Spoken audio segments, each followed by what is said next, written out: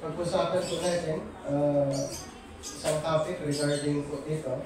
Christians are instructed not to give place to the devil. So babang lahat ay po ay manalangin. Panginoon, kami po ay nagpapasalamat sa isang pagkakataon na yung pinagkaloob sa amin. Salamat sa presensya ng bawat isa. Salamat, Panginoon, sa pagkakataon na pag-aralan namin ang inyong banal na salita. At din po namin na hindi pong ipaunawa o ipaintindi ang mga bagay na pag-aaralan po namin sa oras na ito. At sa iyo po namin, pinagkakatiwala mo ka sa pamamagitan ng aming Panginoon Diyos. Amen.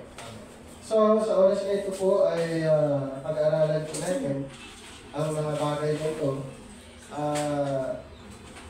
Dahil may mga bagay na kung saan hindi tayo aware na mayroong ginagawa ang tao na may kinalaman sa devil o gawain ng devil.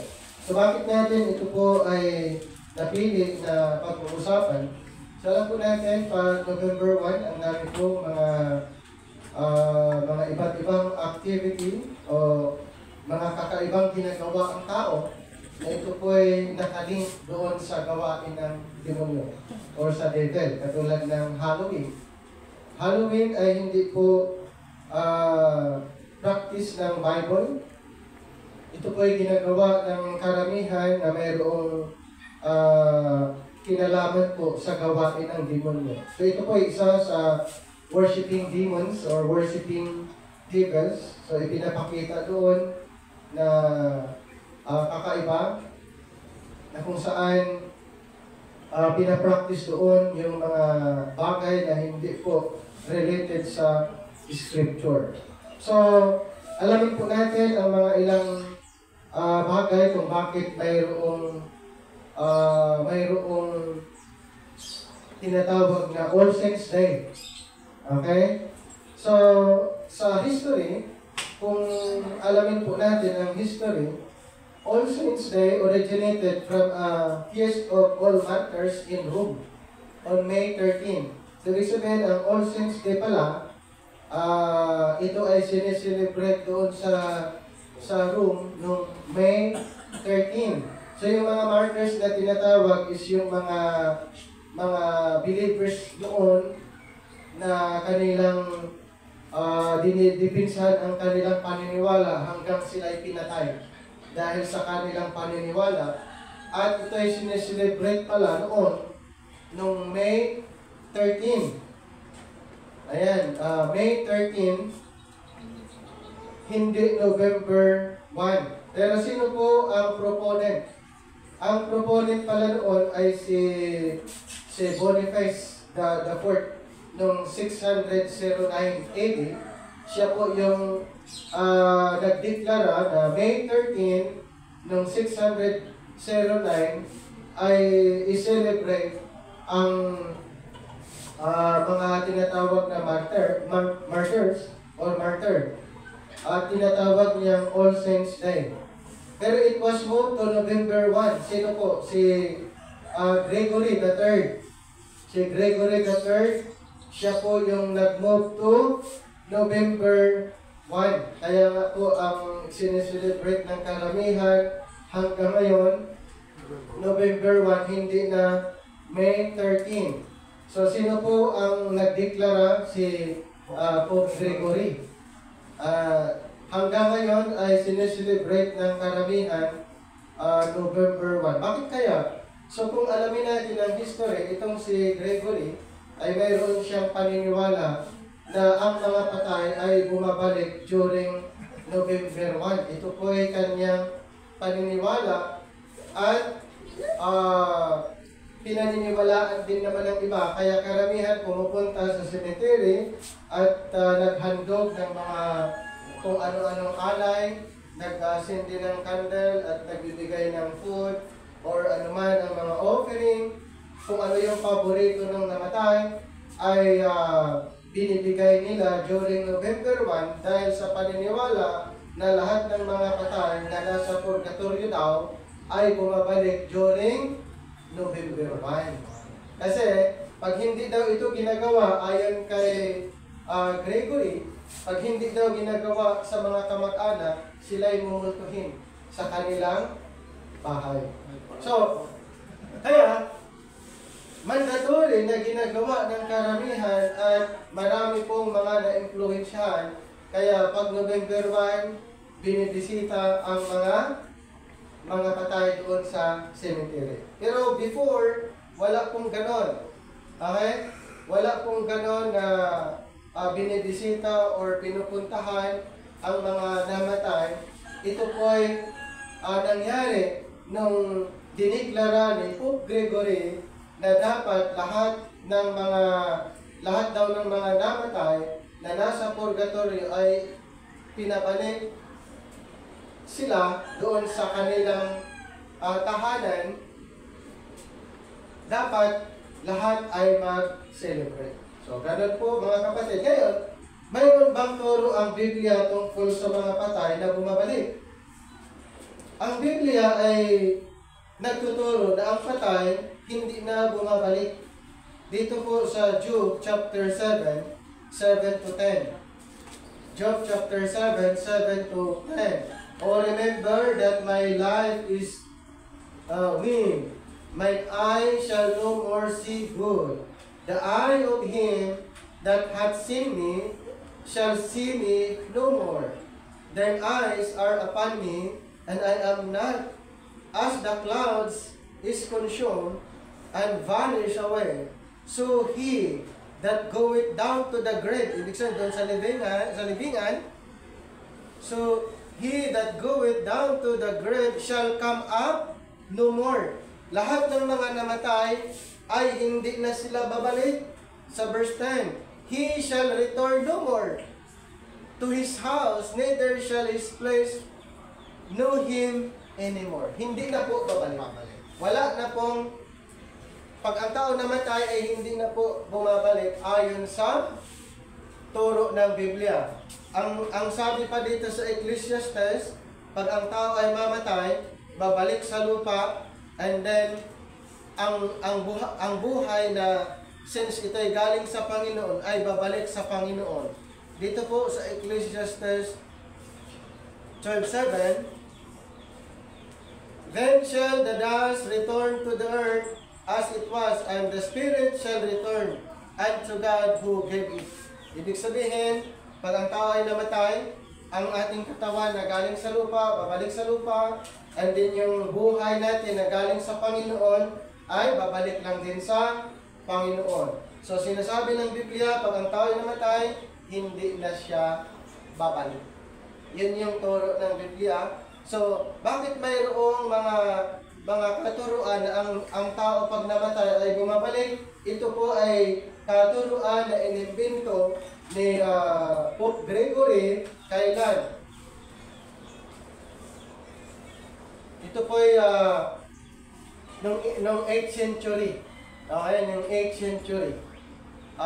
Ito po ay ayon sa kanilang paniniwala, pero hindi po itinuturo ng Biblia na ang tao pag namatay ay pagala-gala or nagpaparamdam or nagmumulto. So wala pong ganun ha. Walang turo ang Biblia na ganun po. Kaya ang paniniwalaan po natin kung ano yung tinuturo ng Biblia. Doon po tayo, hindi natin paniniwalaan kung anumang mga katuruan na wala na po sa Bible. Malinaw po ba sa atin?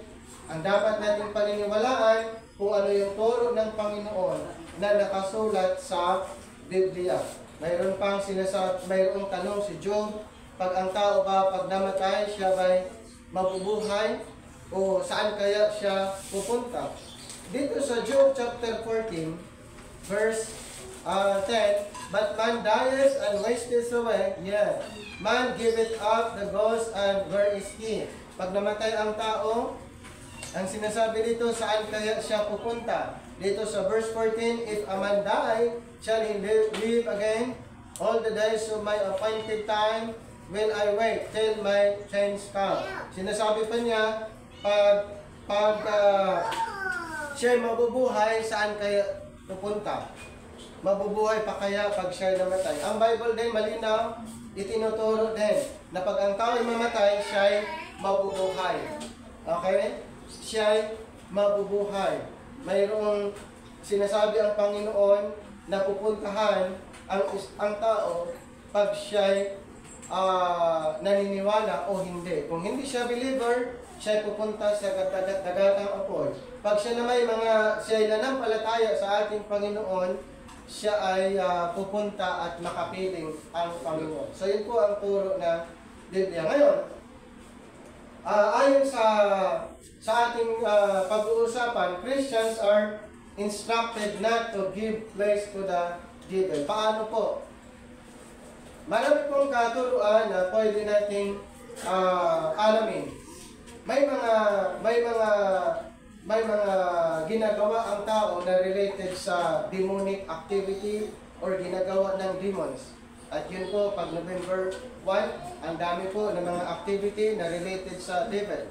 Yung Halloween, yun po isang activity na related sa devil. So, tayo ba ay instructed na gagawin yun? Hindi.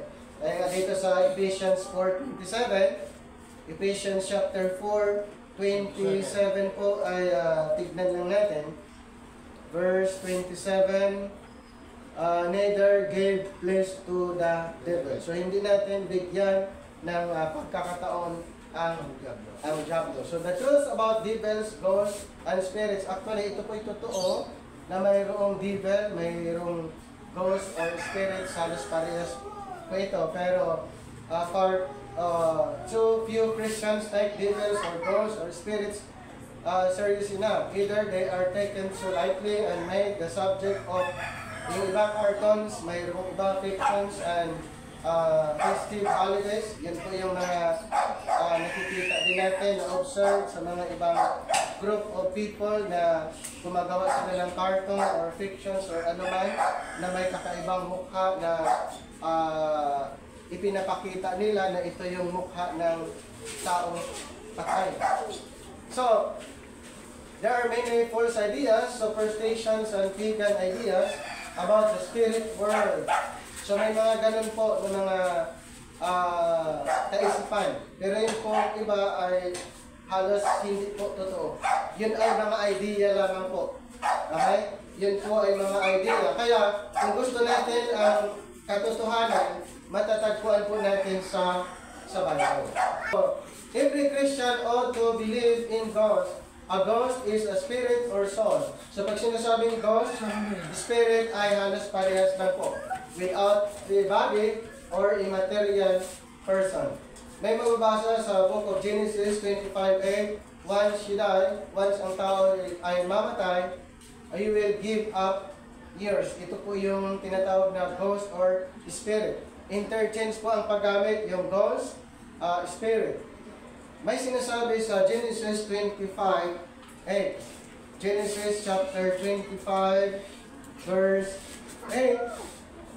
Then Abraham gave up the ghost. Ibig sabihin ng siya namatay and died in a good old age. An old man and full of years. And was gathered to his people. So pag sinasabing give up the ghost, ito po yung pagkamatay niya. Okay? Give up the ghost. So yung nawala na siya ng hininga, ito po yung pagkamatay niya. Mayroon pa, God is a spirit. Pag sinasabing spirit, ghost, yun po yung mga immaterial person. At ang God ay na-describe din siya spirit in John 4:24. John 4, verse 24, God is a spirit, and they that worship Him must worship Him in spirit and in truth. Then the Holy Ghost is God in Matthew 28:19. In Matthew 28:19, basahin lang po natin. Go therefore and teach all nations, baptizing them in the name of the Father and of the Son and of the Holy Ghost. So, yun po yung tinatawag na immaterial person, ghost, spirit, or soul.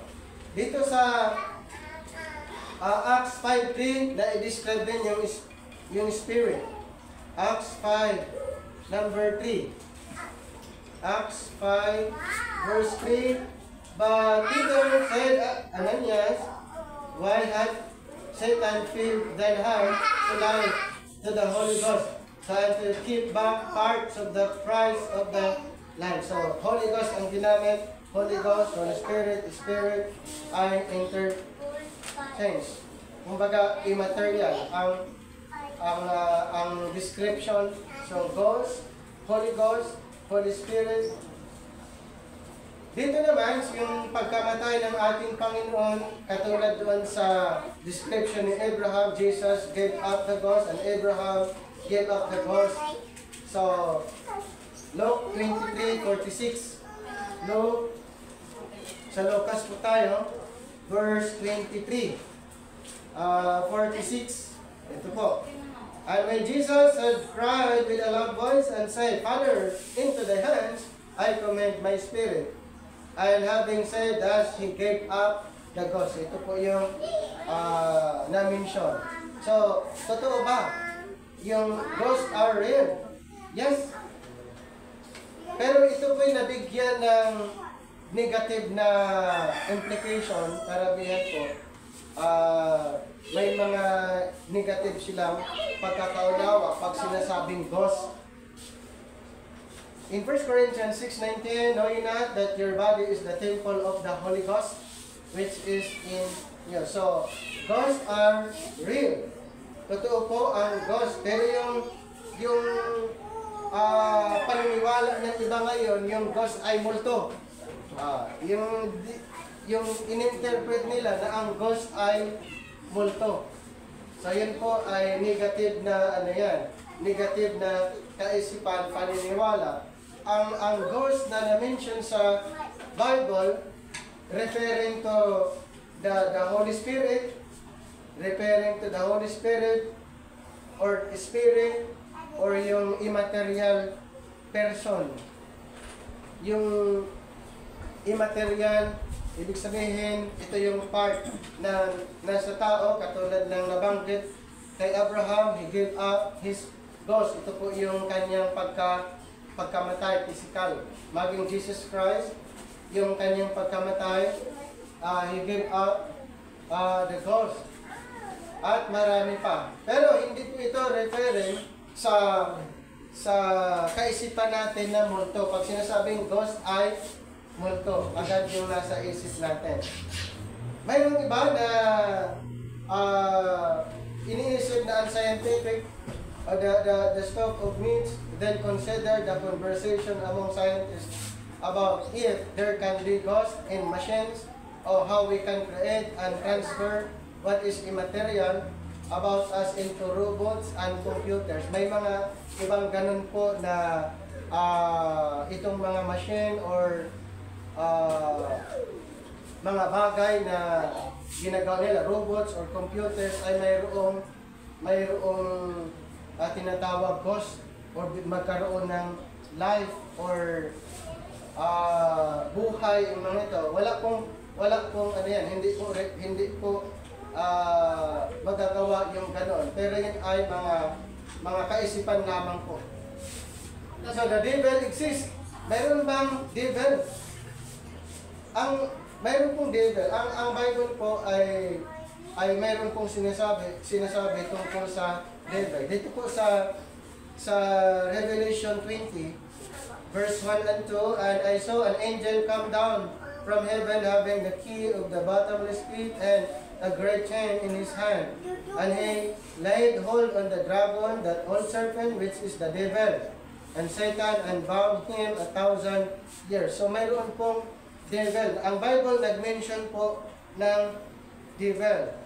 At isa nga na reason kung bakit ang Panginoon nag-create ng lake of fire para sa devil. Dito sa Matthew 25 verse 41, then shall he say also them on the left hand, depart from me, ye cursed, into everlasting fire, prepared for the devil and his angels. So ang Bible nag-mention ng devil. The devil is real, and so are the many devils and evil spirits that have followed Satan in his rebellion to God. ang Bible ay malinaw na nagtuturo na mayroon pong evil or evil spirits. Yan ba nakikita? Hindi po. Ang evil spirits hindi po nakikita. Hindi natin nakikita sa ating mga mata, pero malinaw na sinasabi sa Biblia na mayroon pong masamang espiritu, mayroon pong devil. At sa Genesis nga, may isang na-mention dito sa Genesis chapter 6. Ito po yung mga evil spirits na ano sila, iba po yung kanilang iba po yung estado. Itong evil spirits ay gumamit sila or nagpossess sila ng katawan ng tao. Ito po sa Genesis chapter 6, and it came to pass when men began to multiply in the face of the earth, and daughters were born unto them, that the sons of God, ito po yung mga angels na nagkasala. So the daughters of men, that they were fair, and they took them wives of all which they choose. And the Lord said, My spirit shall not always strive with man, for that he also is the flesh. Yet his days shall be 120 years. These were giants in the earth in those days, and also after that, when the sons of God came in unto the daughters of men, and they bare children to them, the same became mighty men, and which were of old men of renown. So ito po yung nangyayari, yung mga evil spirits or yung spirits beings nung sila'y nagkasala ay nagpossess sila doon sa tao, at ang sinabi dito po sa chapter 6 ay nakipag-asawa sila sa tao at nagka-resulta ng mga giants. Okay, so yun po ang nagiging resulta. Yung kanilang anak ay mga giants. Ayan. So, totoo ba na may devil? Nag-exist ba ang devil? Yes, sinabi ng Biblia at hindi natin nakikita. At itong devil or evil, ang layunin nito ay baguhin o kalabanin ang programa ng Panginoon. So, sila yung kalaban actually. Kaya, mayroong sinabi si Apostle Paul sa mga believers dito po sa Ephesians chapter 6. Ano naman ang panangga natin bilang mananampalataya dahil hindi natin nakikita ang kalaban? Chapter 6 ng Ephesians, dito po sa verse 10, Finally, my brethren, be strong in the Lord, in the power of His might. Put on the whole armor of God, that ye may be able to stand against the wiles of the devil. So, ang ginawa ng Panginoon sa mga believers, binigyan niya tayo ng armor. The whole armor of God. Bakit daw? Para, dito sa verse 12, ay makakatayo tayo kung anuman ang panlilinlang, anuman ang ginagawa ng demonyo. Kaya sabi niya dito, For we wrestle not against flesh and blood, but against the principalities, against powers, against the rulers of darkness, of the wicked, of this world, against spiritual wickedness in high places. So kailangan po natin yung armor na mula po sa ating Panginoon, para yun po yung ating panangga sa mga ginagawa ng evil. So, inisa-isa po yan. Ano ba yung armor na dapat nating isuot? Nandito na po sa verse 13, Wherefore take unto you the whole armor of God, that ye may be able to withstand in the evil day. And having done all to stand. Number 14, stand therefore, having your loins girt about with truth, and having on the breastplates of righteousness, and your feet shod with the preparations of the gospel of peace, and above all, taking the shield of faith, wherewith ye shall be able to quench all the fiery darts of the wicked. And then 17, and take the helmet of salvation and the word of and the sword of the Spirit, which is the Word of God. So, na-describe ko dito ano yung armor na suot-suot natin. Okay? So, what's more is that all the devils and evil spirits know God, Jesus, and even the Apostle Paul. Ito pong evil or devil ay alam din nila ang Panginoon. May mababasa tayo sa Acts 15:19. Alam din nila ang Panginoon. Acts 19, verse 15. And the evil spirit answered and said, Jesus, I know, and Paul, I know, but who are ye? Alam nila, itong evil and evil spirits, alam nila ang Panginoon. Sa James 2:19, ito, babasahin pa natin na ang devil, alam nila ang Panginoon. Verse 19, thou believest that there is one God, thou doest well. The devils also believe. Alam nila na mayroong Diyos. And this is more Bible than most people know. Ang evil, alam nila ang Diyos. Jesus was tempted by the devil. Diba? Sa Matthew 4:1, sa Matthew chapter 4, verse 1, then was Jesus led up of the Spirit into the wilderness to be tempted of the devil. Ayan. So the devil has set snares for men. Ganun po yung ginagawa ng devil. Dagdag natin yung 1 Timothy 3:7. 1 Timothy chapter 3 verse 7. Moreover, he must have a good report of them which are without, lest he fall into reproach and the snare of the devil. Then 2 Timothy 2. 2 Timothy chapter 2, 26. And that they may recover themselves out of the snare of the devil, who are taken captive by him at his will. Then sa 2 Corinthians 11:14. 2 Corinthians 11:14, and no marvel, for Satan himself is transformed into an angel of light. So, malinaw po mga kapatid na ang evil spirits ay totoo, kaya kailangan po natin na grounded po tayo sa katotohanan at alam natin kung ano yung wiles of the devils para hindi po tayo mabiktima sa kanilang mga patibong. So, kailangan alam natin, okay, bilang believers, ang demonyo, si Satanas, ay mayroon siyang mga patibong at ang binibiktima nila ay ang mga believers. So, Christians are instructed to stand against the wiles of the devil. Balikan natin ang Ephesians 6:11.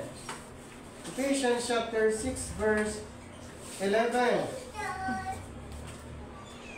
Put on the whole armor of God that ye may be able to stand against the wiles of the devil. Ang dami po na ginagawa ang diablo para ma-deceive ang mga believers. Okay, pero ang sinabi dito sa Ephesians, we believers are instructed to stand against the wiles of the devil. And should not be ignorant of his devices. Dapat po hindi tayo maging ignorante sa kanilang mga devices, sa kanilang panlilinlang. Idagdag natin ang 2 Corinthians 2:11. 2 Corinthians chapter 2 verse 11.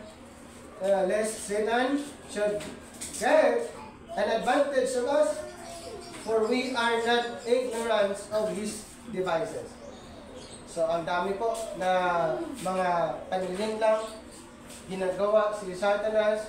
So, magiging aware tayo. Kaya nga mayroon tayong mga pag-aaral na dapat natin maunawaan, matutunan para iiwasan natin yung mga devices na yun.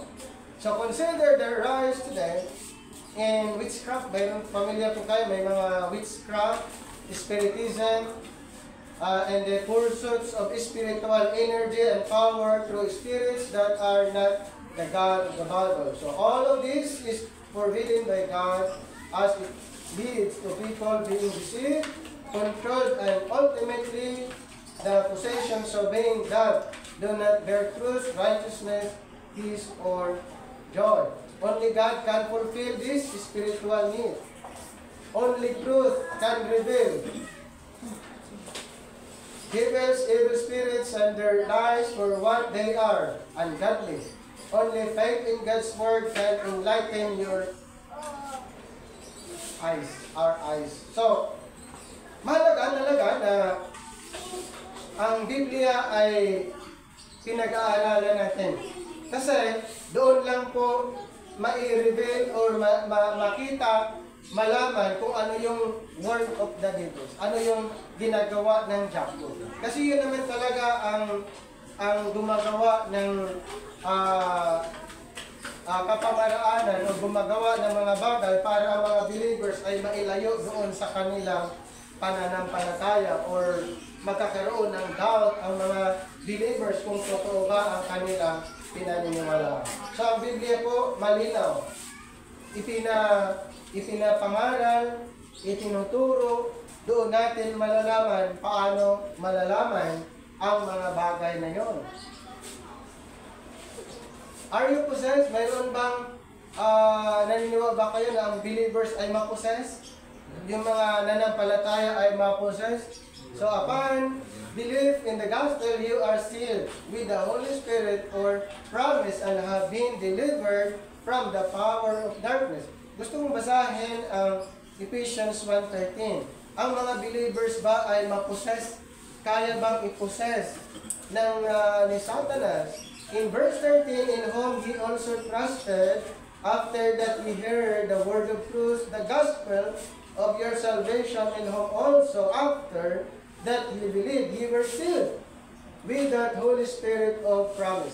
Wala na po, hindi na po ma-possess, ma-demon possess ang isang believer na sealed by the Holy Spirit. Mayroon ng selyo, mayroon ng nagmamayari. Anong sabi sa 1 Corinthians chapter 6? Ang mga believers ay tinatawag templo ng Espiritu. Chapter 6, 19 to 20, 1 Corinthians. What? Know ye not that your body is the temple of the Holy Ghost, which is in you, which ye have of God, and ye are not your own. For ye are both with a price, therefore glorify God in your body and in your spirit, which are God's. Ano po ang naunawaan niyo dito? Ang mga believers ay tinatawag templo ng Espiritu. Therefore, ang mga mananampalataya, kung siya ay sealed temple of the Holy Spirit, ay hindi na siya ma-possess ng demonyo. Okay? Colossians 1:13. Idagdag natin ang Colossians 1:13. Who had delivered us from the power of darkness and had translated us into the kingdom of his dear Son. So, delivered us from the power of darkness. Hindi na tayo sa power of darkness. Inalis na po tayo doon sa power of darkness. Ang good news, lahat ng nanampalataya ay sinilyuhan, tinatakan ng Espiritu. In the Bible, evil spirits and devils possess people and cause them to do strange and sometimes powerful things. Sa Bible po, ipinapangaral na ang ginagawa ng demonyo ay i-possess niya yung tao at yung tao magkakaroon ng kakaibang lakas, magkakaroon siya ng powerful na ginagawa. And this can be a fearful thing for those who are not saved. Ang ma-possess lang po yung mga unbelievers. Ang ma-demon possess ay ang mga unbelievers. Ang mga believers, since na sila ay saved with the Holy Spirit, ay hindi na po ma-demon possess. Hindi na po sila ma-possess. Pero yung mga na-possess ay ang mga unbelievers. Yung hindi sila nanampalataya. Okay, this can be a fearful thing for those who are not saved. or do not have knowledge of the true power of Christ. For those saved by the gospel of Christ, God has not given the spirit of fear. Sa mga naligtas, hindi tayo binigyan ng spirit of fear. Basahin natin 2 Timothy 1:7. For God hath not given us the spirit of fear, but of power, and of love, and of sound mind. So hindi tayo binigyan ng spirit of fear. So why Christians are made members of the body of Christ? Ito pang good news mga kapatid, nang tayo'y nanampalataya sa ating Panginoon, pinanawalaan natin yung gospel of the grace of God, tayo po ay ibinilang as member of the body of Christ by the Holy Spirit once we trust the gospel. Ang kailangan po ay maniwala sa gospel. Kasi hindi ka magiging member sa katawan ni Kristo kung hindi mo paniniwalaan yung gospel. Anong gospel natin? That Christ died, buried, and rose again, the third day for our justification. So, paniniwalaan natin yung gospel of the grace of God, the gospel of His finished work, at yung tao ay maibilang siya na miyembro sa katawan ni Kristo. 1 Corinthians 12:13, sa pamagitan ng Espiritu, tayo po ay maibilang na miyembro ng kanyang katawan kung tayo'y naniwala. 1 Corinthians 12:13, for by one Spirit are we all baptized into one body, whether we be Jews or Gentiles, whether we be bond or free, and have been all made to drink into one Spirit. So for by one Spirit are we all baptized into Christ. So kailan po nangyayari yun? Nung tayo'y naniwala sa kanyang ginawa mismo sa cross.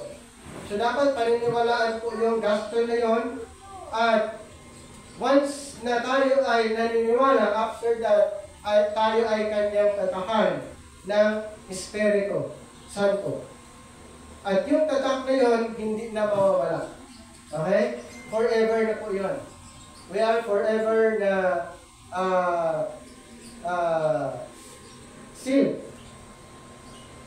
by the Holy Spirit. So we become God's possession. Ito pang good news. We become God's possession na, hindi sa demons. Noon, under tayo sa power of darkness. Pero ngayon po, hindi na. Tayo po ay God's possession. The devil has no claim. May claim pa ba ang devil? Wala na. Has no claim or power to take that possession away from the more powerful one in whom we trust. Balik tayo sa Ephesians 1:14. Ephesians 1:14, which is the earnest of our inheritance until the redemption of the partless possession unto the praise of His glory. And then Ephesians 1:22. Verse 22, and have put all things under His feet, and gave Him to be the head over all things to the church. Then Colossians 2:10, we are complete in Christ. Colossians chapter 2, verse 10, and ye are complete in Him, which is the head of all principality and power.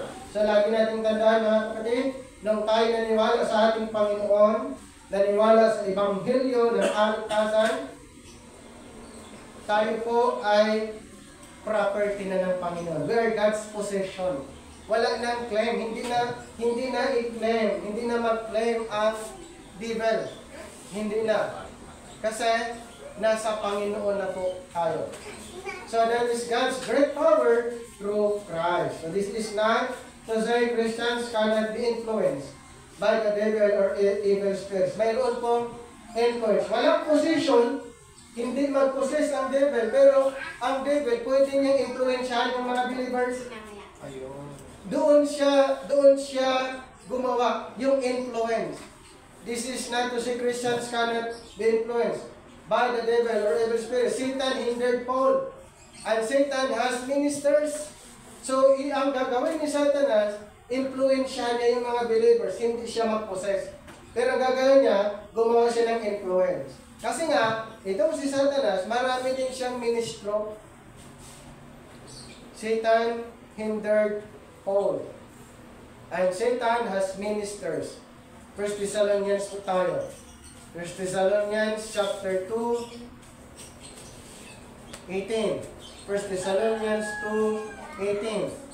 Wherefore we would have come unto you even, I Paul once and again, but Satan hindered us.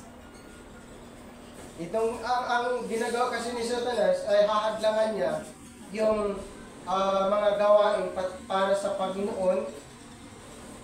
Bibigyan ka ng kung anong mga distraction para yung concentration ay mawala.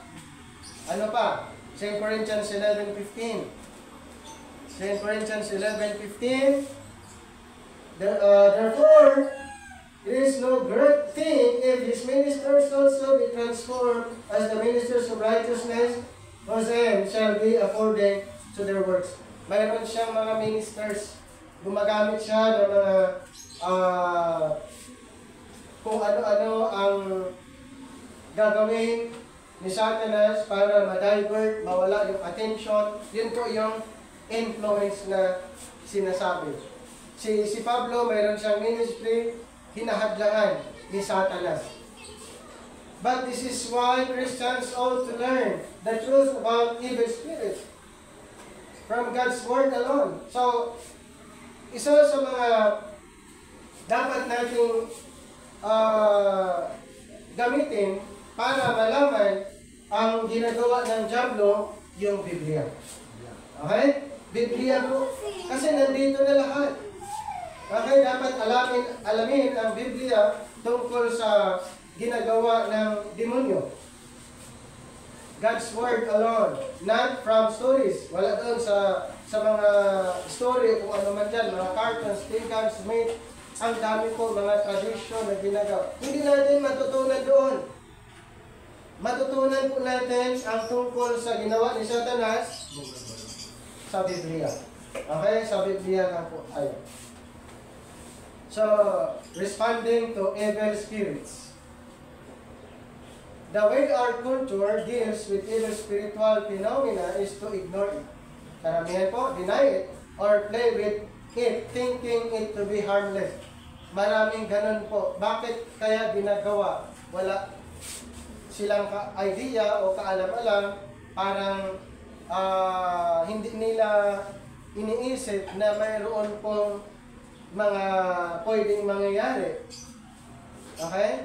Yung iba ini-ignore or nilalaro lang or hindi nila iniisip na ito ay totoo. So, the widespread presence of evil and lies in our culture is a result in part of leaving that door wide open. Christians are instructed not to give place to the devil according to Ephesians 4:27. The only beneficial source of spiritual power is from God. Dan doon lang po. Kaya, totoo ba na may evil devil? Totoo po.